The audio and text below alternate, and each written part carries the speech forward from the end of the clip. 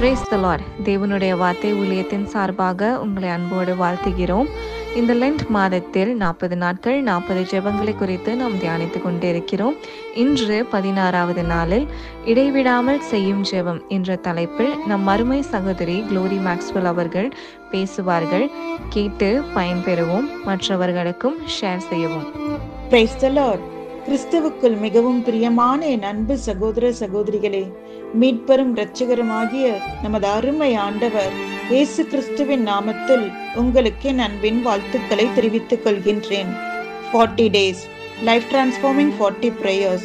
40 நாட்கள் நம் வாழ்வை மறுரூபமாக்கும் 40 ஜெபங்கள் என்ற தலைப்பில் 16ஆம் நாள் தியானமாக இடைவிடாமல் ஜெபிக்கும் ஜெபத்தை குறித்து பார்க்க போகின்றோம். 1 தெசலோனிக்கேயர் 5:17 சொல்கிறது, இடைவிடாமல் ஜெபம் பண்ணுங்கள். எபேசியர் 4:2 இடைவிடாமல் ஜெபம் பண்ண வேண்டும் என்பதை நமக்கு வலியுறுத்துகின்றது. இடைவிடாமல் நாம் எப்போதும் ஜெபத்தில் ஜெப சிந்தனையோடு இருக்க வேண்டும் என்பதையே வேதம் நமக்கு திரும்ப திரும்ப சொல்கின்றது. இடைவிடாமல் ஜெபம் பண்ணுவது என்பது எல்லா நேரங்களிலும், எல்லா சூழ்நிலைகளிலும், எல்லா சந்தர்ப்பங்களிலும் ஒவ்வொரு மணித்துளியும் நாம் ஜெபிக்க வேண்டும். இது சொல்வதற்கு எளிதாக இருந்தாலும், ஆனால் ஒரு நாள் முழுவதும் தேவனிடம் நாம் பேசுவதிலும் அவர் சத்தத்தை கேட்பதிலுமே நாம் நேரத்தை செலவிடுவது என்பது நடைமுறைக்கு சாத்தியமாகாத ஒன்றாக தோன்றலாம். காரணம், அப்படி செய்தால் நம்முடைய அனுதின வாழ்க்கையின் அன்றாட கடமைகளை நம்மால் சரியாக செய்ய முடியாது. அப்படியானால் வேதம் சொல்வது போல எப்படி இடைவிடாமல் ஜெபிப்பது என்று நீங்கள் யோசிக்கின்றது எனக்கு புரிகின்றது. ஜெபம் என்பது நமக்குள் இருக்கும் சுவாசத்தை போன்றது.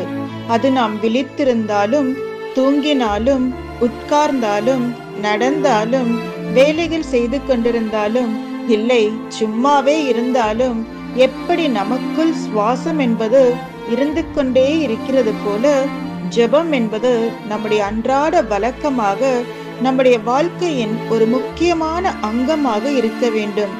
எப்படி நமது சரீர பிரகாரமான வாழ்க்கை சுவாசிப்பதன் மூலம் பராமரிக்கப்படுகிறதோ, அதுபோல நமது ஆவிக்குரிய வாழ்க்கை ஜெபிப்பதன் மூலம் பராமரிக்கப்பட வேண்டும். எப்படி நாம் எந்த வேலைகளை செய்தாலும், இல்லை சும்மா இருந்து தூங்கிக் கொண்டிருந்தாலும் சுவாசம் என்பது நமக்குள் இருந்து கொண்டே இருக்கிறதோ, அது போலத்தான் நாம் என்ன செய்து கொண்டிருந்தாலும் நம் உள்ளத்தில் இருந்து ஜெபம் என்னும் தூபம் எழும்பிக் கொண்டே இருக்க வேண்டும். எப்படி சுவாசம் இல்லாதவர்களை உயிர் இல்லாதவர்கள் என்று சொல்கின்றோமோ, அதே போல ஜெப ஜீவியம் இல்லாதவர்களையும் ஆவிக்குரிய உயிரில்லாதவர்கள் என்றுதான் சொல்ல முடியும். கிறிஸ்தவர்களாகிய நாம் எல்லாரும் அனுதினமும் ஜெபிக்க வேண்டும் என்பதை நாம் நன்கு அறிந்தவர்களாய் இருக்கின்றோம். நாம் சத்தமாக ஜெபிக்கலாம், அல்லது அமைதியாக ஜெபிக்கலாம். நாம் முட்டி போட்டு ஜெபிக்கலாம், உட்கார்ந்து ஜெபிக்கலாம், நின்று கொண்டும் ஜெபிக்கலாம், நடந்து கொண்டும் ஜெபிக்கலாம். இப்படி எல்லா விதமாக ஜெபிக்கின்ற நாம் இடைவிடாமல் ஜெபிக்கின்றோமா என்று பார்த்தோமானால் பெரும்பாலும் இல்லை என்பதுதான் நம்மில் அநேகருடைய பதிலாக இருக்கும். ஒருவேளை நீங்கள் கேட்கலாம், நான் தான் தினமும் காலையில் எழுந்தவுடன் ஜெபிக்கிறேன், இரவு தூங்குவதற்கு முன்பாக ஜெபிக்கிறேனே, அது போதாதா என்று. வேதத்தில் பார்த்தோமானால் இடைவிடாமல் எப்படி ஜெபிக்க வேண்டும் என்று லூக்கா 18வது அதிகாரம் 1-8 நமக்கு அழகாக கற்றுத்தருகிறது. சோர்ந்து போகாமல் எப்பொழுதும் ஜெபம் பண்ண வேண்டும் என்பதை குறித்து இயேசு கிறிஸ்து ஒரு உவமையை சொன்னார். இந்த வேத பகுதியை நாம் பார்த்தோமானால், ஒரு விதவை தனக்கும் தன் எதிராளிக்கும் இருக்கிற காரியத்தில் நியாயம் செய்யும்படி அந்த பட்டணத்தில் உள்ள நியாயாதிபதியினிடத்தில் சென்றாள். அந்த நியாயாதிபதி தேவனுக்கு பயப்படாதவனும் மனுஷரை மதிக்காத ஒரு மனுஷனாக காணப்பட்டார். இந்த பெண் ஒவ்வொரு நாளும் அந்த நியாயாதிபதியினிடத்தில் சென்று தனக்கு நியாயம் செய்யும்படியாக மன்றாடினாள்.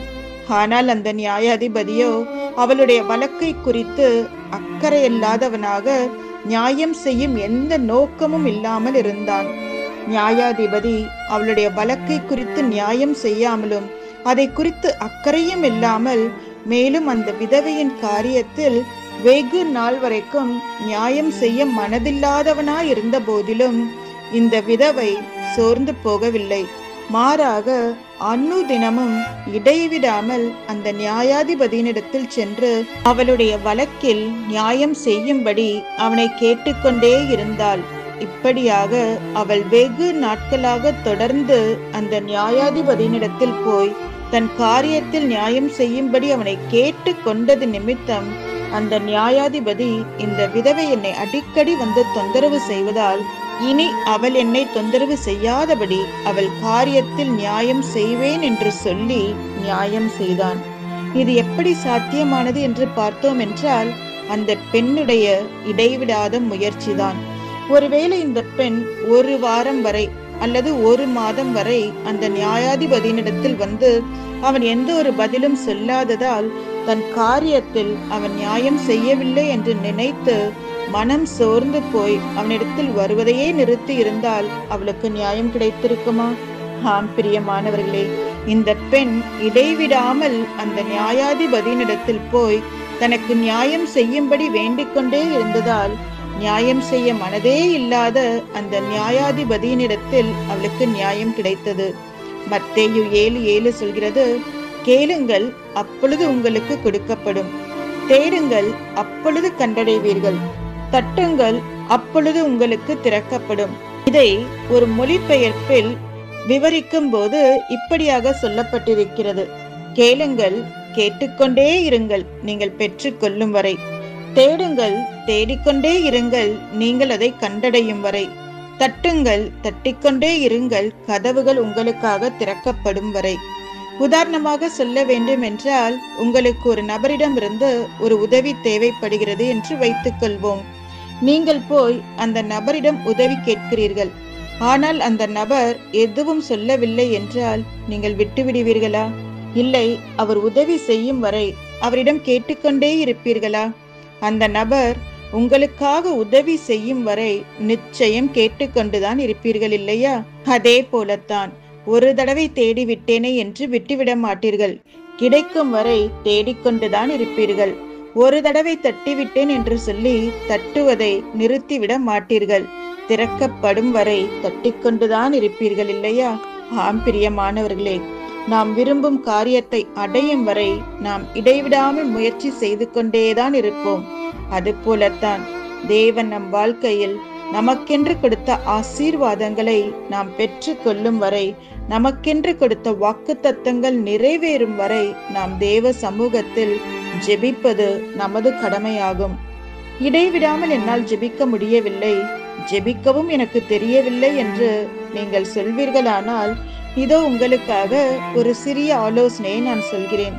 காலையில் எழும்பும்போது இரவில் நம்மை பாதுகாத்ததற்காகவும் நல்ல தூக்கத்தை கொடுத்ததற்காகவும் நன்றி சொல்லி ஒரு சிறிய ஜெபம். பின்னர் அந்த நாளுக்கான தேவ கிருபை மற்றும் அந்த நாளில் செய்யும் எல்லா வேலைகளுக்காக ஞானத்திற்காகவும் தேவ வழி நடத்துதலுக்காகவும் ஜெபிக்கலாம். அப்போஸ்தலர் 6:4 சொல்கிறது, நாங்களோ ஜெபம் பண்ணுவதிலும் தேவ வசனத்தை போதிக்கிற ஊழியத்திலும் இடைவிடாமல் தரித்திருப்போம் என்றார்கள். ஜெபம் பண்ணுவதிலும் தேவ வசனத்தை போதிப்பதிலும் இடைவிடாமல் தரித்திருந்தார்கள். இடைவிடாமல் பண்ணுகிறது என்பது ஜெபத்தை மாத்திரம் குறிக்கிறதில்லை. இங்கே பார்க்கும்போது தேவ வசனத்தை போதிக்கிறதிலும் அவர்கள் இடைவிடாமல் தரித்திருந்தார்கள். தேவ வசனத்தை போதிக்கிறது மாத்திரமல்ல, இடைவிடாமல் தேவ வசனத்தை கேட்கிறதும் கூட நாம் ஆண்டவருடன் செலவிடுகின்ற ஒரு நேரம்தான். இந்த நவீன உலகில் உலகத்தார் யூடியூபை எதெதற்கோ பயன்படுத்துகிறார்கள். இன்றைக்கு நாம் ரோட்டில், பஸ்ஸில், ரயில் நிலையங்களில், ஏர்போர்ட்டில், கடை தெருக்களில், சாலையை கடக்கும் போது என்று எங்கு பார்த்தாலும் இயர்போன் ஒன்றை காதில் மாட்டிக்கொண்டிருக்கிறதை பார்க்கலாம். முன்பெல்லாம் செவித்திறன் இல்லாதவர்கள் காது கேட்கும் மெஷினை காதில் பொருத்தி கொள்வதை ஒரு குறைவாக எண்ணினார்கள். ஆனால் இன்றைக்கு இந்த இயர்பட்ஸ் அல்லது இயர்பாட்ஸ் என்று சொல்லப்படுகிற இந்த மிஷினை காதில் மாட்டிக்கொண்டிருப்பது ஒரு ஸ்டைலாக மாறிவிட்டது பார்க்கப்படுகிறது. சரி, அது இருக்கட்டும், அது நம்முடைய சப்ஜெக்ட் இல்லை இன்றைக்கு. இந்த இயர்பட்ஸ் அல்லது இயர்பாட்ஸ் எதற்காக காதில் மாட்டிக்கொள்கிறார்கள் என்றால், போனில் பேசுவதற்காக மாத்திரமல்ல, யூடியூபில் ஷார்ட்ஸ் கேட்பதற்கும் பாட்டு கேட்பதற்கும் தான். ஆனால் ஆண்டவருடைய பிள்ளைகளாகிய நாம் இந்த யூடியூபில் வரும் தேவனுடைய வார்த்தைகளை கேட்கலாம். அநேக நல்ல தேவனுடைய மனிதர்கள் பேசுகின்ற கர்த்தருடைய வார்த்தைகள் யூடியூபில் ஒளிபரப்பப்படுகிறது. பெண்கள் வீட்டில் சமையல் செய்யும் போது, பாத்திரம் தேய்க்கும் போது, துணிகள் துவைக்கும் போது என்று இந்த நேரங்களில் ஸ்பீக்கரில் போட்டுக்கொண்டு இந்த செய்திகளை கேட்கலாம். வெளியே வேலைக்கு போகிறவர்கள் பிரயாணங்களின் போது கேட்கலாம். நாம் கேட்கின்ற வார்த்தைகள் நம்மை ஆறுதல் படுத்தும், பலப்படுத்தும், உற்சாகப்படுத்துகிறது மாத்திரமல்ல, இன்னும் தேவனுடைய அன்பில் நம்மை கிட்டி நெருங்கி சேர வைக்கிறதாக இருக்கிறது. மேலும் தேவனுடைய வார்த்தையின் ஆழத்தை இன்னும் அதிகமாய் நாம் புரிந்து கொள்ளவும் உதவி செய்கின்றது. சரி, யூடியூப் பார்க்கலாம் என்று சொல்கிறார்கள் என்று நினைத்து யூடியூபில் காட்டப்படும் மற்ற உலக காரியங்களை பார்த்து நம்முடைய நேரத்தை வீணடிக்க கூடாது என்பதிலும் நாம் மிக கவனமாய் இருக்க வேண்டும். தாவீது ராஜா சொல்கிறார், எக்காலத்திலும் நான் கர்த்தரை ஸ்தோத்தரிப்பேன், அவர் துதி எப்போதும் என் நாவில் இருக்கும் என்று. இடைவிடாமல் ஜெபிப்பது, வசனத்தை கேட்பது, படிப்பது மாத்திரமல்ல, இடைவிடாமல் நாம் தேவனை ஆராதித்து துதித்து கொண்டிருப்பதையும் நாம் செய்யலாம். தேவன் நம்முடைய வாழ்க்கையிலே செய்த நன்மைகளுக்காக, தேவன் நம்மை பாதுகாத்ததற்காக, தேவன் நம்முடைய தேவைகளை சந்தித்ததற்காக, தேவனுடைய மகத்துவங்களை சொல்லி அவருடைய கிருபைகளை எண்ணி நாம் வேலை செய்து கொண்டே அவரை துதித்து கொண்டிருப்பதும் இடைவிடாமல் அவரை ஆராதிக்கிறதற்கான ஒரு காரியம்தான். எனக்கு அன்பான தேவ பிள்ளைகளே, ஜெபத்தில் ஒருபோதும் தொய்வு ஏற்பட விடாதிருங்கள். சிலர் சில நாட்கள் ஜெபிப்பார்கள், சில நாட்கள் ஜெபிக்காமல் விட்டு விடுவார்கள். 2-3 நாட்கள் தொடர்ந்து நீங்கள் ஜெபிக்காமல் விட்டுவிட்டால் பின்பு ஜெபிப்பதற்கு கடினமாக இருக்கும். கித்தார் என்ற இசைக்கருவியை வாசிக்காமல் மூளையில் வைத்து விடுவோம் என்றால் அதிலுள்ள கம்பிகள் தளர்ச்சியாகி சுருதி இறங்கிவிடும். பின் அதை சரி செய்து சுருதி ஏற்றிக்கொண்டு வர வேண்டுமானால் நேரம் பிடிக்கும். ஜெபமும் அப்படித்தான். நம்ம எல்லோருமே அடிப்பம்புகளை பார்த்திருப்போம் இல்லையா? அடிப்பம்புகளை அடித்து கொண்டே இருந்தால் தண்ணீர் கொட்டிக்கொண்டே இருக்கும். ஆனால் நீண்ட நாட்கள் அப்படியே விட்டுவிட்டால் அடித்தாலும் தண்ணீர் வராது, காத்துதான் வரும். பிறகு கஷ்டப்பட்டு பிரயாசப்பட்டு தண்ணீர் ஊற்றி அடித்தால்தான் தண்ணீர் தொடர்ந்து வரும். தேவ பிள்ளைகளே, நீங்கள் ஜெபத்தை நிறுத்தி விடுவீர்களானால் பின்பு அவசர நேரத்திற்கு, ஆபத்து சமயங்களுக்கு நம்மால் உடனே ஜெபிக்க முடியாமல் போய்விடும். பல நாட்களாக நான் ஜெபிக்கவில்லையே என்ற குற்ற உணர்வும் நம்மை வாட்டும். வீட்டின் பல பகுதிகளிலும் ஜெபிக்க வேண்டும் என்று எழுதி வையுங்கள்.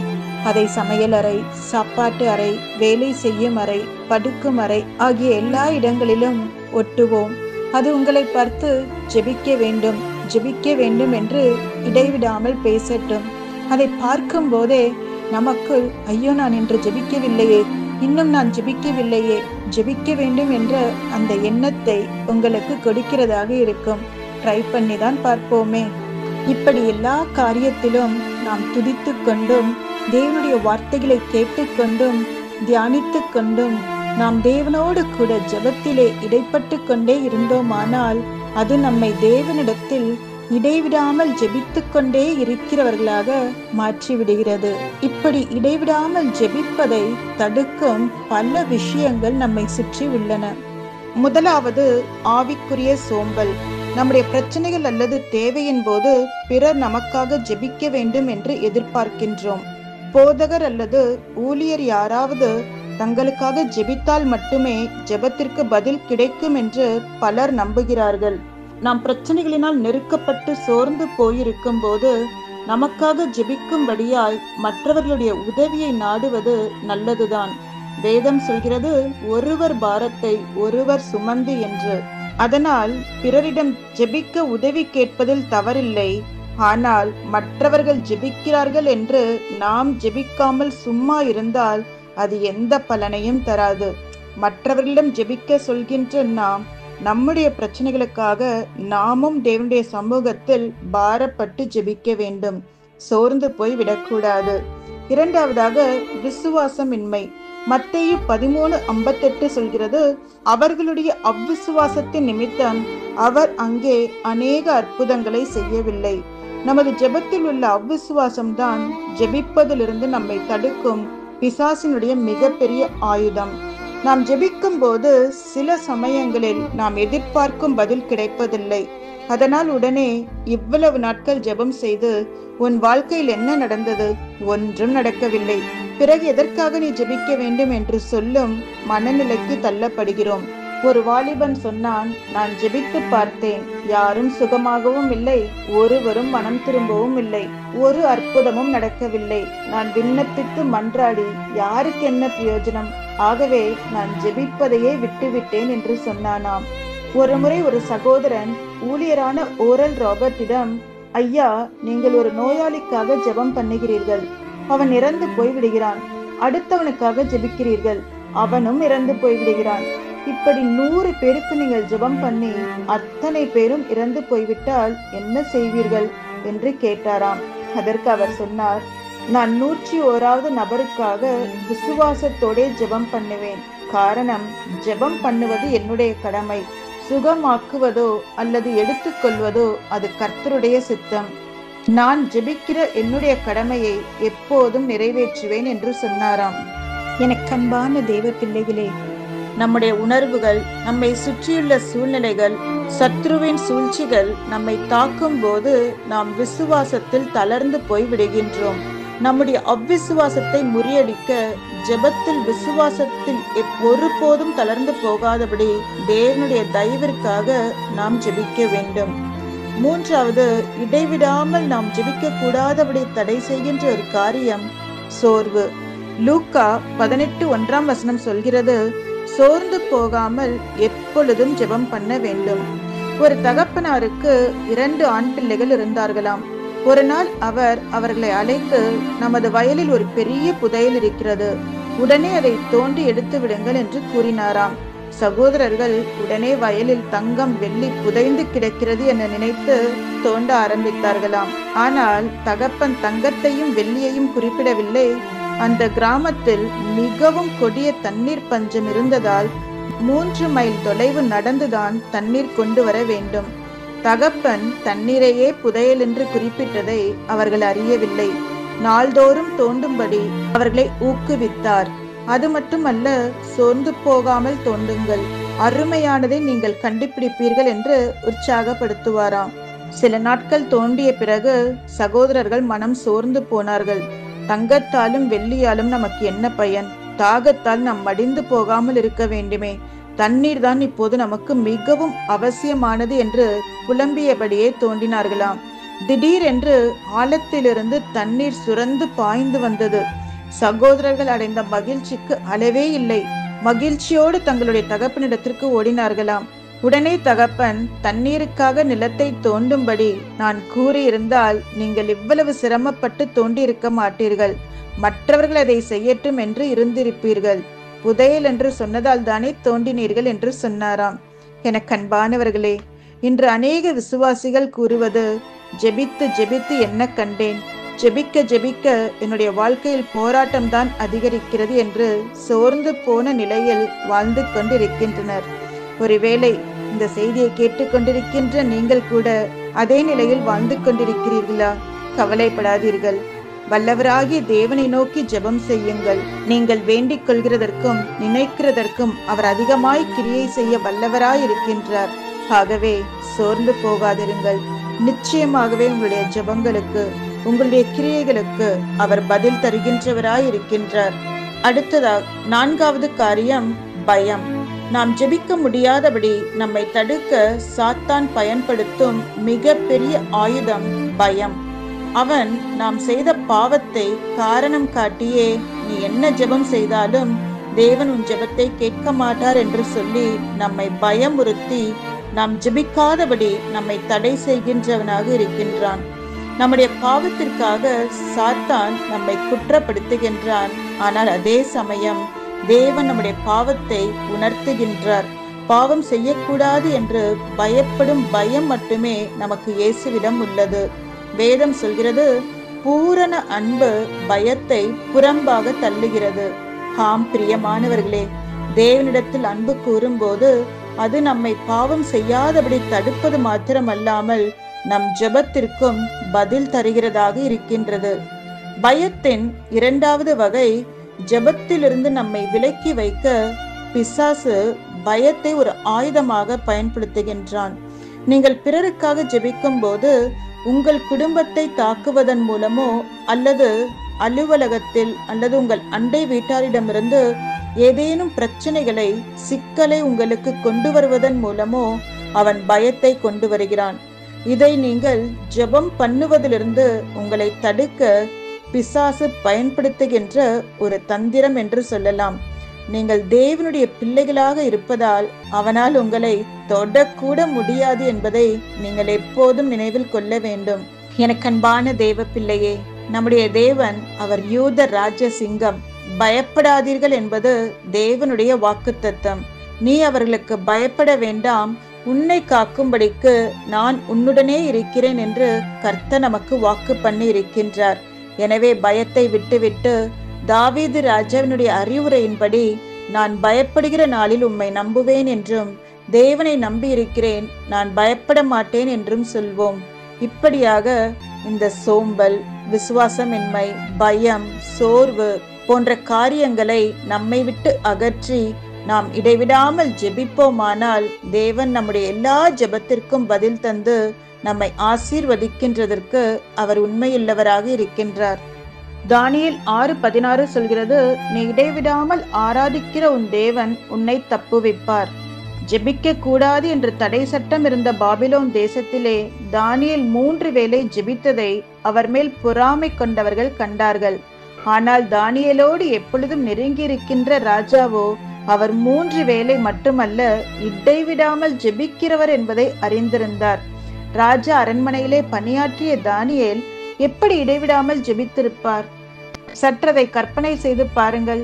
உதாரணமாக, ராஜா தானியேலிடம், மந்திரி, தேசத்திற்கு இன்னும் எத்தனை மாதங்களுக்கு உணவு தானியங்கள் இருக்கிறது என்று கேட்டிருப்பார்.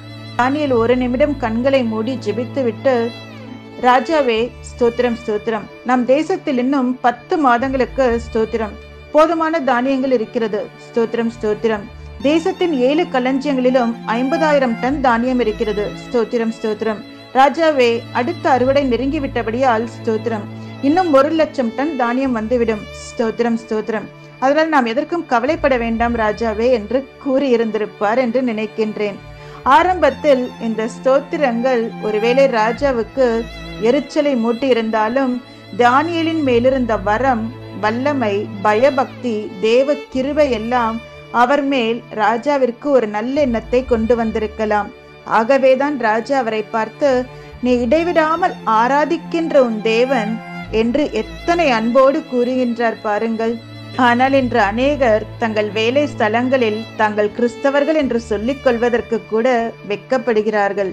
14 ஆண்டுகள் சிறையில் சித்திரவதை செய்யப்பட்ட போதகர் ரிச்சர்ட் உம்ப்ரன் தன் ஜெப ஜீவியம் குறித்து எழுதின ஒரு புத்தகத்தை நான் வாசித்தேன். சிறைச்சாலையில் போடப்பட்ட போதும் என் ஜெப ஜீவியத்தை நான் விட்டுவிடவே இல்லை, இடைவிடாமல் நான் ஜெபித்துக் கொண்டே இருந்தேன் என்று சொல்லியிருந்தார். ஒருமுறை தாங்க முடியாத பசியும், சவுக்கடிகளின் வேதனையும், மயக்க போதை மருந்துகளும் என் நினைவை தடுமாறச் செய்தது. பரமண்டலங்களில் இருக்கிற எங்கள் பிதாவே என்ற ஜெபமும் என் நினைவுக்கு வராமல் தடுமாறியது. ஆனாலும் எனக்கு ஜெபத்தை விட்டுவிட விருப்பமே இல்லை. எனவே என் நினைவுகள் என் கட்டுப்பாட்டை மீறுவதற்கு முன்பாக என் இதய துடிப்போடு என் ஸ்தோத்திரத்தை இணைத்தேன். ஆண்டவரே, டிக் டிக் என்ற இதய துடிப்புக்கு ஸ்தோத்திரம் ஸ்தோத்திரம் என்று அர்த்தம் என்று சொன்னேன். என் ஒவ்வொரு இதய துடிப்பும் அருமை இரட்சகருக்கு தெரியும். என் இருதயம் மயக்க நிலையிலும் ஸ்தோத்திரம் ஸ்தோத்திரம் என்று இடைவிடாமல் அடித்துக்கொண்டே இருந்தது என்று அந்த புத்தகத்தில் எழுதியிருந்தார். எனக்கு அன்பான தேவ பிள்ளைகளே, ஜெபிக்கிறது எப்படி என்பதை கற்றுக்கொள்ளவே நாம் தினமும் ஜெபிக்க வேண்டும். மற்ற பழக்கங்களைப் போலவே ஜெபித்து பழகுங்கள். ஜெபத்திற்காக தினமும் நேரம் ஒதுக்குங்கள். அப்பொழுது எப்படி ஜெபிக்க வேண்டும் என்று நாம் கற்றுக்கொள்வோம். தினமும் ஜெபிப்பதற்கென்று தனி நேரம் ஒதுக்குவீர்கள் என்றால் உங்கள் ஜீவியம் முற்றிலும் மாறி போகும் என்பதில் சந்தேகமே இல்லை. ஜெபியுங்கள், சோர்ந்து போகாமல் ஜெபியுங்கள். இடைவிடாமல் ஜெபியுங்கள். உங்கள் ஜெபத்திற்கு நிச்சயம் பதிலுண்டு. உங்கள் ஜெபத்திற்கான பதில் விரைவில் வருகிறது. கர்த்தர் உங்களை ஆசீர்வதிப்பாராக. ஆமென். God bless you. எனக்கு அன்பானவர்களே, தெலந்து காலத்திலே 40 நாட்கள் 40 ஜெபங்கள் என்ற தலைப்பிலே பேசப்படுகிற ஒவ்வொரு வார்த்தைகள் உங்களுக்கு மிகுந்த பயனுள்ளதாக இருக்கும் என்று நான் நம்புகிறேன். இன்றைக்கு இடைவிடாமல் ஜெபம் செய்யுங்கள் என்ற தலைப்பிலே பேசப்பட்ட வார்த்தைகள் உங்களுக்கு மிகுந்த பயனுள்ளதாக இருக்கும் என்று நான் நம்புகிறேன். 1 தெசலோனிக்கேயர் 5:17-18 சொல்லுகிறது, இடைவிடாமல் ஜெபம் பண்ணுங்கள், எல்லாவற்றையும் ஸ்தோத்திரம் செய்யுங்கள், அப்படி செய்வது கிறிஸ்து இயேசுக்குள் உங்களுக்காக குறித்த தேவனுடைய சித்தமா இருக்கிறது. அன்பானவர்களே, நாம் இடைவிடாமல் ஜெபம் செய்வது அவசியமாய் இருக்கிறது. அது நமக்கு மிகுந்த பலன் கிடைக்கும் வேத வசனம் சொல்லுகிறது. யாக்கோபு இடைவிடாமல் தேவனை பற்றி கொண்டபடினால் ஏமாற்றுகிறவன் என்று யாக்கோபுடைய பெயர் இஸ்ரவேலாக, தேவனை மேற்கொண்டவன் என்ற அவருடைய பெயர் மாற்றப்பட்டது. அண்ணா இடைவிடாமல் தேவனை நோக்கி ஜெபித்தபடினால் அவருடைய கண்ணீர் மாறினது, அவருடைய குறைகள் மாறினது. மேலும் கனமுள்ள ஒரு தீர்க்கதரிசியின் தாயாக அவர்கள் மாறினார்கள். குருடனாகிய பர்த்துமியு தொடர்ந்து இயேசுவை நோக்கி குறிப்பிட்டபடினால் பல ஆண்டுகள் பார்வையற்ற நிலையில் இருந்த அவருடைய வாழ்க்கை மாறினது. அவருடைய கண்கள் திறக்கப்பட்டது. காரணம், அன்று ஆண்டவர் ஜெபத்தை கேட்டு ஒரு அற்புதத்தை செய்தார். சரி, சிலருடைய மைண்ட் வாய்ஸ் எனக்கு கேட்குது, பிரதர் நீங்க சொல்லுகிறது பார்த்தா இடைவிடாமல் தொடர்ந்து ஜெபம் பண்ணினால்தான் ஆண்டவர் பதில் கொடுப்பாரா? தொடர்ந்து ஜெபம் பண்ணினால்தான் என் வாழ்க்கையில ஒரு நல்லது செய்வாரா? தொடர்ந்து ஜெபம் பண்ணினால்தான் என் வாழ்க்கையில ஒரு அற்புதம் நடக்குமா என்று கேள்வி கேட்கிறதை போல உங்க மைண்ட் வாய்ஸ் எனக்கு கேட்கிறது. எனக்கு அன்பானவர்களே, நான் அந்த அர்த்தத்தில் சொல்லல. நான் ஒரு வார்த்தை சொல்லி ஜெபம் செய்தாலும் ஆண்டவர் அந்த ஜெபத்திற்கு பதில் கொடுப்பார். ஆனா இடைவிடாமல் தொடர்ந்து ஜெபிக்கிற ஜெபத்துடைய அர்த்தம் என்ன தெரியுமா?